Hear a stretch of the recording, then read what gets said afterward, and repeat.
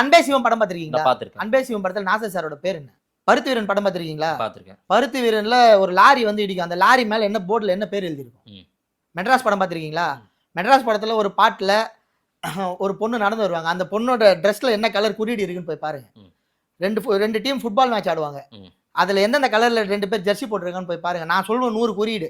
இது தேவையில்லாத விஷயம்னால எங்கேயும் வெளியே பேச இல்ல. அங்க 100 குறியீடு இருந்துச்சுல, அதே மாதிரிதான் உங்க படத்துல சில குறியீடுகள் வைக்கப்பட்டது. 1 2 இருக்கும். 1 2 இருக்கும். நான் இல்லன்னு சொல்லியே. நான் பதுங்கி ஓடலையே. 1 2 இருக்கும். நீங்க சொல்ற மாதிரி படமே அப்படி வன்மம் கிடையாது சார். நீங்க ஒண்ணு செய்வீங்க சார். நாங்க ஏசுநாதர் கிடையாது சார். இந்த ஒரு கண்ணத்தை சார் 2 குறியீடு நான் வச்சிருக்கேன் சார். அது வன்மம் தானே?